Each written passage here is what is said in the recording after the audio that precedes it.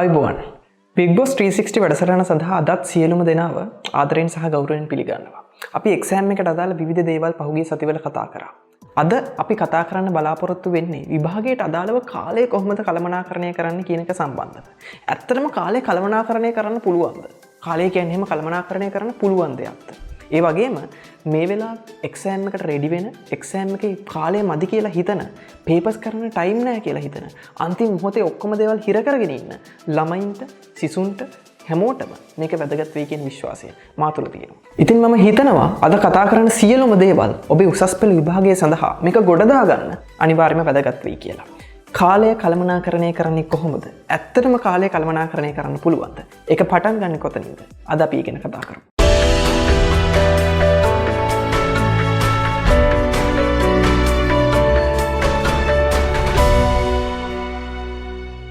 කාලය කළමනාකරණය කියන මාතෘකාව ලෝකේ ඉන්න විවිධ සයන්ටිස්ලා එහෙම නැත්නම් විද්‍යාඥයෝ පර්යේෂකයෝ නිරීක්ෂකයෝ මේ සියලුම දෙනා ව්‍යාපාර විශ්ලේෂකයෝ මේ හැමෝම කාලයක් තිස්සේ කතා කරන මාතෘකාවක්.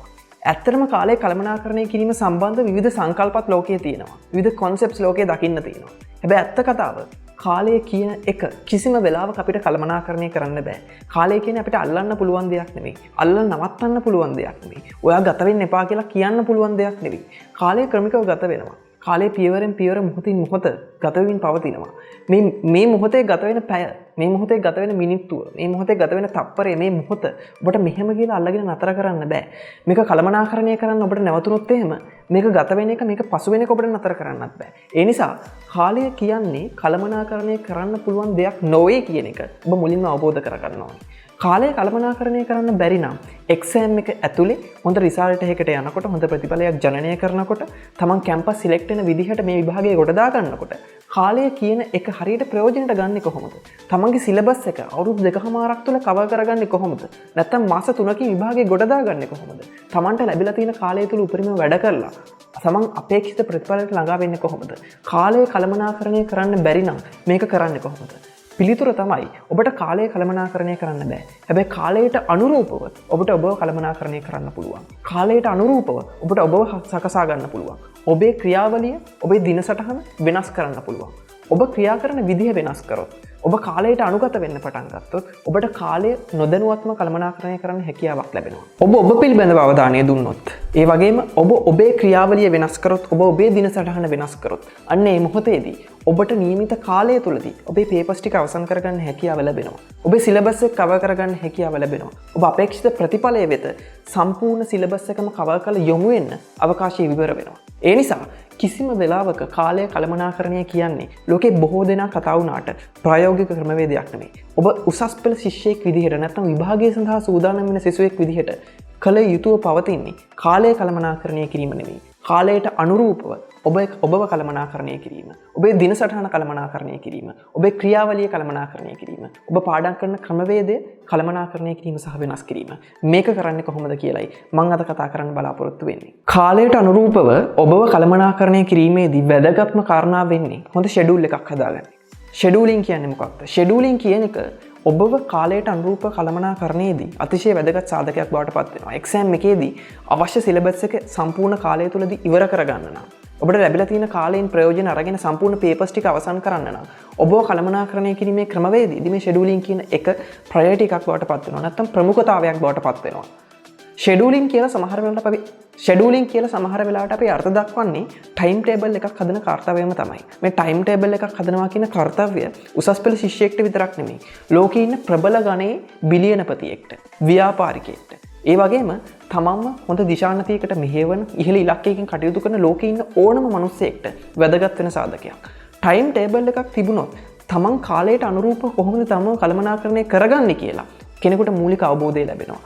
මේ පැයේදී මොනවද කරන්න තියෙන්නේ? ඊළඟ පැයේදී මොනවද කරන්න තියෙන්නේ? අද දවසේදී මොනවද සම්පූර්ණ කරන්නේ? ඊළඟ සතියේදී මොනවද කරන්න තියෙන්නේ? ඊළඟ අවුරුද්දේදී මොනවද කරන්න තියෙන්නේ? මේ සියලු දේ සම්බන්ධව අදාළ මනුස්සයාට අවබෝධයක් ලැබෙනවා. මේ අවබෝධයත් එක්ක තමයි ගොඩක් වෙලාට මනුස්සයා ක්‍රියාත්මක වෙන්නේ. ව්‍යාපාරික පුහුණුකරුවෙක් විදිහට මම මගේ ගමන තුල ඉස්සරහට එනකොට මේ ටයිම් ටේබල් නැත්නම් ෂෙඩියුලින් කියන කතාව මටත් ව්‍යාපාරිකයෙක් විදිහට වැදගත් වුණා. ව්‍යාපාර උපදේශකයෙක් විදිහට වැදගත් වුණා. සමහර වෙලාවට මම පහුගිය වසර 30 හැරලා බලනකොට පහුගිය වසරේ මට තිබ්බ ඉලක්ක සාධනය කරගන්නකොට මම ටයිම් ටේබල් එකක් හදපු එක මම ෂෙඩියුලින් කරපු එක මට මාව කළමනාකරණය කරගන්න මගේ ඉලක්ක සාධනය කරගන්න ලොකු උදව්වක් වුණා. ලොකු උපකාරයක් වුණා. එතනදී මම තේරුම් ගත්ත දේ තමයි ටයිම් ටේබල් එකක් හැදුව නිසා ෂෙඩියුල් එකක් හදපු නිසා මට හැම වෙලේම අවබෝධය තිබ්බා. හෙට දවසේ කළ යුත්තේ කුමක්ද? අද දවසේ කළ යුත්තේ මොකක්ද? මේ සතිය තුල කළ යුත්තේ මොකක්ද? මේ මාසය තුල කළ යුත්තේ මොකක්ද? මේ වසර තුල මට තියෙන ඉලක්කය මොකක්ද කියලා. හැම වෙලේම ටයිම් ටේබල් එකක් ඇතුලේ ඔබව නිශ්චිත ඉලක්කයකට යොමු කරනවා. මෙන්න මේ පැයේදී මේ කාර්යය නිරත විය යුතුයි. මෙන්න මේ පැයේදී මේ කටයුත්තේ නිරත විය යුතුයි. අද දවසේදී මෙන්න මේ කාර්යය කළ යුතුයි කියලා. ඒ විධානයත් එක්ක, ඒ ඉලක්ක ගත වීමත් එක්ක තමයි ඔබ ක්‍රියාත්මක වෙන්න පටන් ගන්න. ඒ නිසා කාලයට අනුරූපව ඔබ සැලසුම් කරනකොට, කාලයට අනුරූපව ඔබ කළමනාකරණය කරනකොට මේ ෂෙඩියුලින් නැත්නම් ටයිම් ටේබල් එකක් හදනවා කියන කතාව අතිශය වැදගත් කාරණාවක් බවට පත් වෙනවා. උසස් පෙළ විභාගයට අදාළව ටයිම් ටේබල් එකක් හදනවා කියන කටයුත්තේදී ගොඩක් ශිෂ්‍යයෝ හිතනවා අද දවසට අදාළ දේවල් අද දවසේ සැලසුම් කරන එක තමයි ටයිම් ටේබල් එකක් හදනවා නැත්නම් ෂෙඩියුලින් කියන එක සාර්ථක කරගන්නවා කියලා කියන්නේ කියලා. නමුත් ෂෙඩියුලින් කියන්නේ ටයිම් ටේබල් එකක් කියන්නේ මීට වඩා එහා ගියපු සංකල්පයක්. මීට වඩා එහා ගියපු ක්‍රමවේදයක්.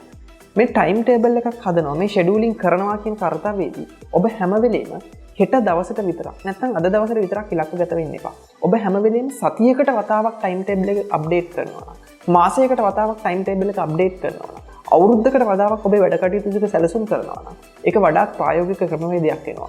හෙට දවසේ කළ යුතු ටයිම් ටේබල් එක හෙට දවසේ සෑදිය යුතු ටයිම් ටේබල් එක හදාගන්න ඔබට අවශ්‍ය කරන අඩුම කුඩුම නිර්මාණය කරගන්න.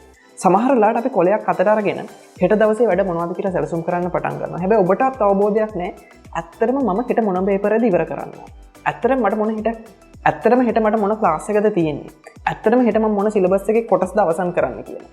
මේ පිළිබඳව හොඳට අවබෝධයක් ලබා ගන්න නම් ફોකස් එක හදාගෙන හෙට දවසේ කළ යුතු වැඩ කොටස හරියට ෂෙඩියුල් කරගන්න. ඔබට සතියට ටයිම් ටේබල් එකක් ඔබ කලින් හදලා තියෙන්න ඕනේ. ඔබ මාසය සැලසුම් කරලා තියෙන්න ඕනේ. ඔබ වසර සැලසුම් කරලා තියෙන්න ඕනේ. ඔබ අලුත් වසරක් පටන්ගෙන දැන් ඉස්සරහට යමින් ඉන්නේ. මේ වසර පටන්ගෙන වැඩි කාලයක් ගත වෙලා නැහැ. ඔබට මේ මොහොතේ පුළුවන් නම් මේ අවුරුද්දේ ඔබට තියෙන ඉලක්ක මොනවද? ඔබේ අධ්‍යාපන ඉලක්කයට අදාළව මේ වසරේදී ඔබ සම්පූර්ණ කළ යුතු පාඩම් මොනවද? මේ වසරේදී ඔබ පන්ති ගිහිල්ලා ආවරණය කරගත යුතු පාඩම් කොටස් මොනවද? අවසන් කර යුතු පේපර්ස් මොනවද කියලා සැලසුම් කරන්න. මේ වසරේ වැඩ කටයුත්ත සම්බන්ධව ඔබට අවබෝධයක් ගන්න මුලින්ම පුළුවන්. ඊට පස්සේ ඔබ මේක ගේන්න ඕනේ මාසික සැලසුම් වලට. ඒ කියන්නේ ඔබ පෙබරවාරි මාසයේ කළ යුත්තේ මොනවද? ඔබ මාර්තු මාසයේ කළ යුත්තේ මොනවද? ඔබ අප්‍රේල් මාසයේ කළ යුත්තේ මොනවද?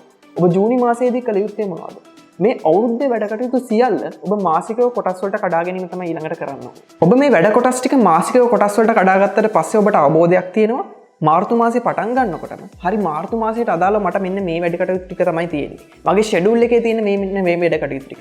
එතකොට ඔබ වෙල් ફોකස් කියන මානසිකත්වයකින් තමයි මාසේ පටන් ගන්න සහ මාසේ අවසන් කරන්නේ. ඒ වගේම ඔබ මාසය සඳහා සකස් කරපු සැලසුම හැම වෙලේම සතිපතා යන සැලසුමකට ගේන්නත් ඔබ අමතක නොකළ යුතුයි. ඒ කියන්නේ ඔබට මාසයට අදාළව පාඩම් 10ක් ආවරණය කරන්න තියෙනවා කියලා හිතන්නකෝ. මේ පාඩම් 10 මාසයකට අදාළව ආවරණය කරගන්න තියෙනවා නම් ඔබ හිතන්න ඕනේ පළවෙනි සතියේ මේ 10න් කීයක් අවසන් කරනවද? දෙවෙනි සතියේ මේ පාඩම් 10න් කීයක් අවසන් කරනවද? අවසාන සතිය සඳහා පාඩම් කීයක් තියා ගන්නවද? ඒ අතරතුර පේපර්ස් කීයක් මේ සතියේ කරනවද? ඊළඟ සතියේ කරනවද? ඔබට සතියට සැලසුමක් තිබ්බට පස්සේ ඔබේ මාසයේ වැඩ කටයුතු ටික කොටස් වලට බෙදාගෙන හරිම පැහැදිලිව දර්ශනය කරගන්න පුළුවන් වෙනවා. මේ ක්‍රමවේදය අනුගමනය කරාට පස්සේ ඔබට මානසික නිදහසකුත් දැනෙන්න පටන් ගන්නවා. ඊට පස්සේ වැදගත්ම කාර්යය වෙන්නේ ඔබ වසරේ සැලසුමක් ඇදුවා, මාසයට සැලසුමක් ඇදුවා, සතියට සැලසුමක් ඇදුවා. දැන් මේ සැලසුම ඔබ දෛනිකව දවසේ සැලසුමක් බවට ගේන්න ඕනේ. මේ දවසේ සැලසුම ගේනකොට ඔබ හොඳින්ම මතක තියාගන්න ඕනේ මේ දවසේ සැලසුම සෑදිය යුත්තේ අර සියල්ලටම වඩා ફોකස් එකකින්. අර සියල්ලටම වඩා කරුණු පැහැදිලි කරගෙන. අර සියල්ලටම වඩා තමන්ගේ ඉලක්කය පැහැදිලි කරගෙන. හැම වෙලේම හෙට දවසේ සැලසුම හදනකොට ඔබ හිතන්න ඕනේ මට හෙට දවසේ තියෙන මට මේ වසරේ සාධනය කරගන්න තියෙන ඉලක්කයට අදාළව මේ වසරේ සම්පූර්ණ කරගන්න තියෙන වැඩ කටයුත්තට අදාළව වැඩ කොටසට අදාළව හෙට දවසේ කළ යුතු වැඩ කොටස මොකක්ද කියලා. හරිම පුංචි වැඩ කොටසක් වෙන්න පුළුවන්. සමහර විට පිටු දෙකක් කියවා අවසන් කිරීම වෙන්න පුළුවන්. සමහර විට එක පේපරයක් ලියා අවසන් කිරීම වෙන්න පුළුවන්. සමහර විට ටයිම් තියලා MCQ එකක් කරන එක වෙන්න පුළුවන්. මේ මොකක් වුණත් ඔබට හෙට දවසේ තියෙන වැඩ කටයුත්ත අර මේ වසරේ ඔබට තියෙන සම්පූර්ණ වැඩ කොටස සාර්ථක කරගන්න. සම්පූර්ණ කරගන්න ඔබට වැදගත් වෙනවා. ඒ නිසා මේ ෂෙඩියුලින් කියන කාරණාවේදී මම කිව්වා වගේ වසරේ සැලසුමක් මුලින්ම හදන්න. ඒක මාසික සැලසුමකට ගේන්න. ඒක සතිපතා යන සැලසුමකට ගේන්න. ඒ වගේම හෙට දවස, අද දවස දෛනික සැලසුමක් හදලා සැලසුම් කරන්න පටන් ගන්න. ෂෙඩියුලින් මෙන්න මේ විදිහට කරොත් ඔබට කවදාවත් ටයිම් ටේබල් එකකින් අයහපතක් සිද්ධ වෙන්නේ නැහැ. ඔබ ටයිම් ටේබල් එකක් හදලත් විභාගය අසාර්ථක වෙන්නේ නැහැ. ටයිම් ටේබල් එක කියන එක අද දවසට විතරක් හදාගන්න එපා.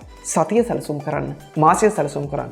ඒ වගේම මේ වසරත් සැලසුම් කරන්න. ෂෙඩියුලින් වලට පස්සේ ගොඩක් දෙනෙක් තේරුම් නොගන්න කාරණාව තමයි මම කිව්ව සතිය සැලසුම් කරන්න, මාසය සැලසුම් කරන්න, අවුරුද්ද සැලසුම් කරන්න කියලා. හැබැයි දෛනික සැලසුම් හදද්දි ගොඩක් අය අද උදේ නැගිටලා තමයි අද සැලසුම හදන්න පෙළඹෙන්නේ. ඒ කියන්නේ අද කළ යුතු වැඩ කොටස මොකක්ද කියලා තීරණය කරන්නේ ගොඩක් අය අද උදෑසන නැගිට්ටට පස්සේ.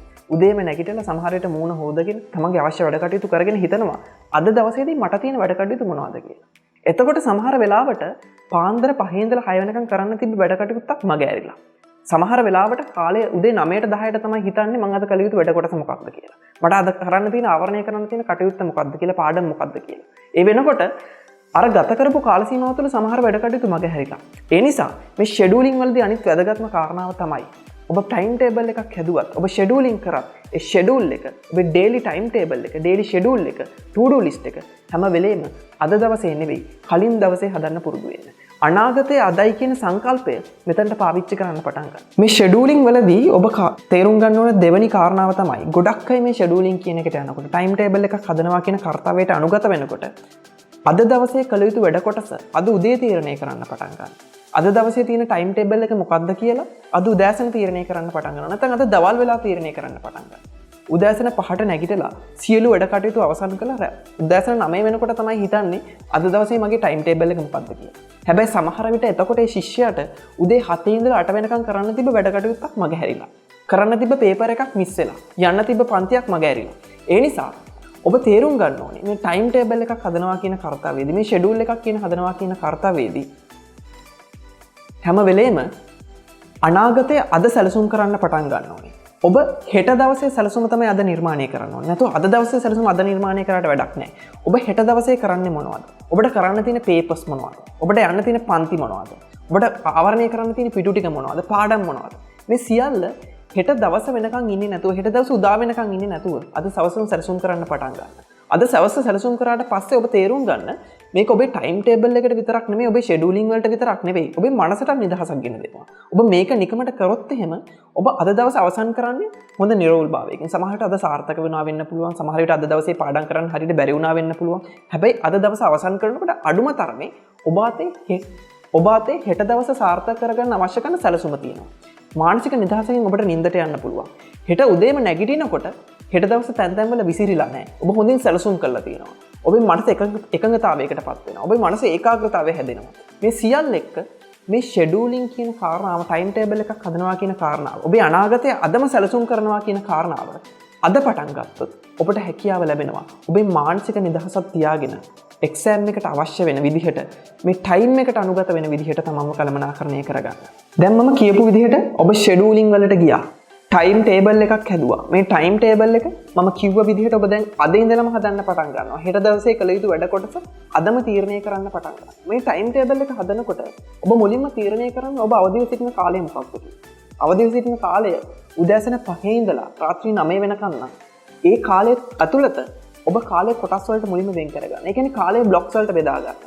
5 ඉඳලා 7 වෙනකම් මොකද්ද කරන වැඩේ? සමහර විට ඔබේ පෞද්ගලික වැඩ කටයුත්තක් වෙන්න පුළුවන්. 7 ඉඳලා 10 වෙනකම් කරන වැඩේ මොකක්ද?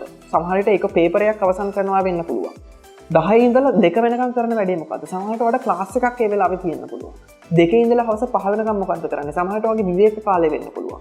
මේ විදිහට ඔබ දවස්ම සම්පූර්ණ වෙන විදිහට ඔබ අවදිව සිටින කාලය වැඩවලට බෙදා ගන්න, කොටස් වලට බෙදා ගන්න, බ්ලොක්ස් වලට බෙදා ගන්න.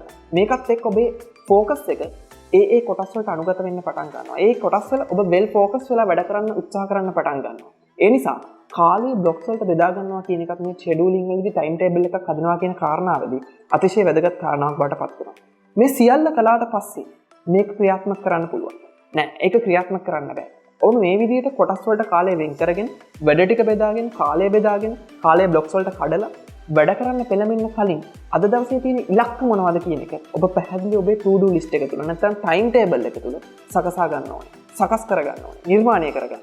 ඉලක්ක ගොඩනගා ගන්න කලින් ඔබ මුලින්ම තීරණය කරන්න අද දවසට අදාළව නැත්නම් හෙට දවසට අදාළව ඔබට විභාගයට සඳහා සාධනය කරගන්න තියෙන මූලිකම ඉලක්කය මොකක්ද? සමහර විට ඔබ සැලසුම් කරාට පස්සේ ඔබ හිතුවට පස්සේ ඔබට හිතෙයි හෙට දවසේ මගේ එක්සෑම් එකට අදාළව තියෙන විශාලතම ඉලක්කය තමයි පේපරයක් අවසන් කරන එක. නැත්නම් MCQ දෙකක් අවසන් කරන එක. නැත්නම් පන්තියකට යන්නේ. ඔබේ හෙට දවසේ තියෙන මූලිකම ඉලක්කය මොකක්ද කියලා අර ටයිම් ටේබල් එකේ උඩින්ම ලියන්න. ඒ ඉලක්කය ඒ ගෝල් එකක් විදිහට ඉංග්‍රීසි කැපිටල් A අකුරෙන් නාමනය කරන්න පටන් ගන්න. ලේබල් කරන්න පටන් ගන්න. අපි ඉංග්‍රීසි capital A අකුරෙන් to do list එක තුල නාමනය කරන්න ලේබල් කරන්න ගොඩක් වෙලාවට අපිට හෙට දවසේ තියෙන මූලිකම ඉලක්කය, ලොකුම ඉලක්කය. ඒ කියන්නේ අනිවාර්යෙන්ම සාධනය කරගත යුතු. අපි අනිවාර්යෙන්ම සම්පූර්ණ කරගත යුතු ඉලක්කය. ඒක පේපරයක් අවසන් කරනවා වෙන්න පුළුවන්, මං කිව්වා වගේ පන්තියකට යනවා වෙන්න පුළුවන්. සමහර විට වෙනත් විභාගයක් සඳහා සූදානම් වෙනවා වෙන්න පුළුවන්. මේ කුමක් හෝ දෙයක් ඔබ පුද්ගලානුබද්ධව හිතන්න හෙට දවසේදී ඔබට තියෙන මූලික ඉලක්කය මොකක්ද? ඒක සටහන් කරන්න ඔබේ ටයිම් ටේබල් එක තුල. මූලික ඉලක්කය සකසා ගත්තට පස්සේ ඔබ තීරණය කරන්න ඒකට අමතරව ඔබට තියෙන ඉලක්ක මොනවද? සමහර විට හෙට දවසේ තියෙන මූලිකම ඉලක්කය MCQ දෙකක් අවසන් කරන එක. හැබැයි එතනිනුත් එහාට ඔබට කරන්න වැඩ කටයුතු ටිකක් තියෙනවා. එකක් තමයි හෙට දවසේදී ඔබේ සිලබස් එකට අදාළව පිටු 10ක් පාඩම් කරලා අවසන් කරන්න තියෙනවා. හවස තියෙන බිස්නස් ක්ලාස් එකට යන්න තියෙනවා. හවස තියෙන පොලිටිකල් ක්ලාස් එකට යන්න තියෙනවා. හවස තියෙන BC ක්ලාස් එකට යන්න තියෙනවා. ඒ වෙවිලා ප්‍රධාන ඉලක්කය නෙවෙයි, ප්‍රධාන ගෝල් එක නෙවෙයි, ඊට පිටුපසින් තියෙන අතුරු ඉලක්ක. නැත්නම් සබ් ගෝල්ස් කියලා අපිට කියන්න පුළුවන්. මෙන්න මේ ඉලක්ක ටික අර to do list එක තුල, අර ටයිම් ටේබල් එක තුල ඉංග්‍රීසි කැපිටල් B අකුරින් නාමනය කරන්න පටන් ගන්න, ලේබල් කරන්න පටන් ගන්න. ඒ වගේම මේ A B කියන ගෝල් සියල්ලන් පස්සේ ඔබට තවත් ඉලක්ක තියෙනවා නම් ඔබේ ජීවිතේ පෞද්ගලික දේවල් වෙන්න පුළුවන්, එතනින් පරිබාහිර දේවල් වෙන්න පුළුවන්, ඔබේ අධ්‍යාපනික ඉලක්කයට සම්පාත නොවන දේවල් වෙන්න පුළුවන්. ඒ ඉලක්ක ටික ඉංග්‍රීසි කැපිටල් C අකුරෙන් නාමනය කරන්න පටන් ගන්න, ලේබල් කරන්න පටන් ගන්න. සමහර විට ඔබේ මිතුරු එක්ක හමු වෙන්න යන සුහද සාකච්ඡාවක් වෙන්න පුළුවන්. සමහර විට ඔබේ ගෙදර මිනිස්සුත් එක්ක එළියට යන අවස්ථාවක් වෙන්න පුළුවන්. ඒ ඉලක්ක සියල්ල C අකුරින් නාමනය කරන්න පටන් ගන්න. ඉංග්‍රීසි කැපිටල් A අකුරින් අපි නාමනය කරා, ලේබල් කරා හෙට දවසට අදාළ මූලික ඉලක්කය මොකක්ද කියන එක. ඉංග්‍රීසි කැපිටල් B අකුරින් අපි නාමනය කරා ඒ මූලික ඉලක්කයට පස්සේ කාලය තිබුණොත් අපිට සාධනය කරගන්න තියෙන ඉලක්ක මොනවද කියන එක සම්බන්ධව. ඉංග්‍රීසි කැපිටල් C අකුරින් අපි නාමනය කරන්න පටන් ගත්තා. A සහ B කියන ඉලක්ක දෙකම සම්පූර්ණ කරගත්තට පස්සේ තවත් අමතර කාලයක් ඉතුරුයි නම් අපිට අත්‍යවශ්‍යතාවයක් තියෙනවා නම් සම්පූර්ණ කරගත යුතු ඉලක්ක මොනවද කියන එක සම්බන්ධව. දැන් ABC කියන ක්‍රමවේදය යටතේ ABC ක්‍රමය ඔබ වැඩට ගත්තොත් එහෙම ප්‍රයෝරිටයිස් කරොත් එහෙම ඔබේ ගෝල්ස් ටික ඔබේ ඉලක්කයන් ප්‍රමුඛතාවය අනුව පෙළ ගැස්සුවොත් එහෙම ඔබේ ටයිම් ටේබල් එක හෙට දවසට සූදානම් කරන වඩාත් ක්‍රමවත්ව වඩාත් ප්‍රශස්තව සූදානම් කරගන්න ඔබට අවකාශය තියෙනවා. නිර්මාණය කරගන්න ඔබට අවකාශය තියෙනවා. එතකොට හෙට දවසට යන්න කලින් හෙට දවසේ මම සාධනය කරගන්න ඕන මූලිකම ඉලක්කය මොකක්ද කියලා ඔබ හරියට ඔබේ මනස සකස් කරගන්නවා. ඊළඟට සාධනය කරගත යුතු ඉලක්ක මොනවද කියන එකට ඔබ අවධානය දෙන්න පටන් ගන්නවා. කාලය තිබුණොත් ලබාගත යුතු ඉලක්ක මොනවද කියන එක සම්බන්ධව ඔබ දැනුවත් වෙන්න පටන් ගන්නවා. ඒ නිසා මේ ABC ක්‍රමයේ වැඩට ගන්න. ඒක ෂෙඩියුලින් වලදී ටයිම් එකට අනුකූලව ඔබ කළමනාකරණය කරගන්නදී අතිශය වැදගත් සාධකයක් බවට පත් වෙනවා. දැන් මේ විදිහට ෂෙඩියුල් එකක් හදලා තමන්ගේ ABC ගෝල්ස් ටික මොනවද කියලා හරියට ප්‍රයෝරිටයිස් කරලා නැත්නම් ප්‍රමුඛතාවය අනුව පෙළගස්සලා ඊට පස්සේ හෙට දවසේ කළ යුතු වැඩ කොටස අදම සැලසුම් කරන්න පටන් ගත්තොත් ඔන්න කාලයට අනුකූලව ඔබව කළමනාකරණය කරන්න සාධකයේදී ඔබ වඩාත් සාර්ථක තැනකටපත් වෙනවා. ඔබ වඩාත් දියුණු තැනකට පැමිණෙනවා. මේකත් එක්ක කාලය කළමනාකරණය කියලා ඔබ මෙතෙක් හඳුනාගත්ත සංකල්පය තුළ ඔබව කළමනාකරණය කිරීම ඔබට දුෂ්කර වෙන්නේ නැහැ. ඔබට අමාරු වෙන්නේ නැහැ. හැබැයි තවත් එක දෙයක් තියෙනවා. ගොඩක් වෙලාවට ගොඩක් මිනිස්සු චෝදනා කරන දෙයක් තමයි මම විභාගයේ මත නැහිලා ඉන්නවා, මම එක්සෑම් එකටම පාඩම් කරනවා, මට අනිත් දේවල් කරන්න ජීවිතේ කාලයක් නැහැ කියන එක. දැන් මේ ක්‍රමයට ගියොත් එහෙම ඔබට පාඩම් කරන්න වගේම පොතක් කියවන්න ටයිම් එකක් තියෙනවා කියලා ඔබට තේරෙන්න පටන් ගන්නවා. ඔබට ෆිල්ම් එකක් අවශ්‍ය නම් බලන්න ටයිම් එක තියෙනවා කියලා තේරෙන්න පටන් ගනී. ඔබ යාළුවෙක් සුහද සාකච්ඡාවක නිරත වෙන්න කාලය තියෙනවා කියලා ඔබට තේරෙන්න පටන් ගනී. මෙච්චර කල් තිබුණේ කාලය නැතිකමේ ප්‍රශ්නයක් නෙමෙයි. ඒ කාලයට අනුරූපව ඔබ කළමනාකරණය කරන්නට නොහැකි වීමේ ප්‍රශ්නයක්. ඒ නිසා මෙන්න මේ මම අද කතා කරපු ක්‍රමවේදයට ඔබ අනුගත වුණොත් එහෙම ඔබට ඔබේ කාලය කළමනාකරණය කරගන්න පුළුවන්කම ලැබෙයි. ඒ වගේම තවත් විශේෂ දෙයක් තියෙනවා. ඒ තමයි ගොඩක් වෙලාවට අපි උසස් පෙළට සූදානම් වෙනකොට උසස් පෙළට පාඩම් කරනකොට කරන ලොකු වැරද්දක් තමයි ෆෝන් එක ළඟින් තියාගන්න එක. පරිගණක තිරයට ඇහැ යොමු කරන එක. ටීවී එක ඉස්සරහා ගිහිල්ලා වාඩි වෙන එක. ඩිජිටල් තිරයට අපි අවධානය යොමු කරන්න අපේ ෆෝකස් එක නැති වෙන්න පටන් ගන්නවා. අපේ ඒකාග්‍රතාවය නැති වෙන්න පටන් ගන්නවා. කාලය ක්‍රමිකව ගත වෙන්න පටන් ගන්නවා. මම කලිනුත් කියලා තියෙනවා. සමහර විට ඔබ ෆෝන් එක අතර ගන්න මිනිත්තුවකට ගන්නවා කියලා. සමහර විට ඔබ ටීවී එක ළඟ වාඩි වෙන්නේ මිනිත්තු 5කට වාඩි වෙනවා කියලා. හැබැයි එතනින් නැගිටිනකොට පැය භාගයක් ගත වෙලා. ෆෝන් එක බිමින් තියෙනකොට පැය 2-3ක් ගත වෙලා. ඒ නිසා පුළුවන් තරම් ඔබට එන හැම දුරකථන ඇමතුමකටම ප්‍රතිචාර දක්වන්නේ නැතුව ඔබ වැඩ කටයුතු වලට යොමු කරලා තියෙන කාලය තුල වැඩවලට විතරක් අවධානය දෙන්න. ඔබ පාඩම් කරන කාලය අතරතුර ෆෝන් එක අතර ගන්න එක නතර කරන්න. ඩිජිටල් අවකාශ වලට මුහු වෙන එක නතර කරන්න. WhatsApp ස්ටේටස් බලන එක නතර කරන්න. ටෙලිවිෂන් එකට අවධානය දෙන එක නතර කරන්න. ඔබ ඩිජිටල් ක්‍රමවේදයෙන් බැහැරව පුළුවන් තරම් පාඩම් කරන වෙලාවට පොතට පමණක් අවධානය දෙන්න. අවශ්‍ය වෙලාවට බ්‍රේක්ස් ගන්න. ඒකත් ඒ බ්‍රේක් එක තුල අවශ්‍ය නම් ෆෝන් එක ඔබන්න. WhatsApp යන්න, Facebook යන්න, Instagram යන්න. අවශ්‍ය වීඩියෝ එකක් බලන්න. හැබැයි පාඩම් කිරීමයි ෆෝන් එක ඔබන එකයි දෙකම එකට පටලවා ගන්න එපා. TV බලන එකයි පාඩම් කිරීම කියන එකයි දෙකම එකට කරන්න උත්සාහ කරන්න එපා. කාලය කළමනාකරණය කරන්න බෑ. හැබැයි ඔබට පුළුවන් ඔබව කළමනාකරණය කරන්න. කාලයට අනුරූපව ඔබව හැඩගස්වා ගන්න. ඒ නිසා අංක 1 ෂෙඩියුලින් කරන්න. ෂෙඩියුලින් කරලා හෙට දවසේ කළ යුතු දේවල් මොනවද කියලා අදම සැලසුම් කරන්න පටන් ගන්න. ඒ නිසා අංක 1 ෂෙඩියුලින් කරන්න පටන් ගන්න. අද දවසට විතරක් නෙමෙයි හෙට දවසට විතරක් නෙමෙයි මේ සතියට, මේ මාසයට, මේ අවුරුද්දට ඔබේ උසස් පෙළ ජර්නි එකට අදාළවම සැලසුම් සකස් කරන්න පටන් ගන්න, ටයිම් ටේබල් එකක් හදන්න පටන් ගන්න.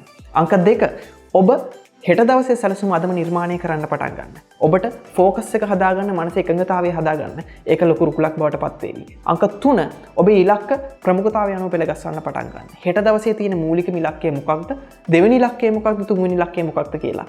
ABC ක්‍රමය යටතේ ප්‍රයෝරිටයිස් කරන්න පටන් ගන්න. ප්‍රමුඛතාවය අනුව හැඩගස්වන්න පටන් ගන්න. අංක 4 ඔබ වැඩ කරන අතරතුර කියවන්න, ෆිල්ම් එකක් බලන්න, යාළුවොත් එක්ක සම්මුඛ වෙන්න මේ හරහා කාලය ගොඩනගා ගන්න. අංක 5 ෆෝන් එකට, ටෙලිතිරයට, එහෙමත් නැත්නම් වෙනත් අවකාශයකට, ඩිජිටල් අවකාශයකට ඔළුව යොමු කරන්නේ නැතුව ඔබ පාඩම් කරන වෙලාවට පාඩමේ නිරත වෙන්න. පාඩම් කරලා අවසන් වුණාට පස්සේ ඇතිතරම් ෆෝන් එක බලන්න. ඇතිතරම් ටීවී එක බලන්න. ඒ නිසා කාලය කළමනාකරණය කරන්න යන්න එපා. කාලයට අනුරූපව ඔබව කළමනාකරණය කරන්න. ඔබට නියමිත කාලය තුල සිලබස් එක ඉවර කරගන්න පුළුවන් වෙයි. ඔබට නියමිත කාලය තුල පේපර්ස් ටික අවසන් කරන්න පුළුවන් වෙයි. ඔබට නියමිත කාලය තුල මේ සියල්ල කරලා විභාගයකට දාගන්න පුළුවන් වෙයි.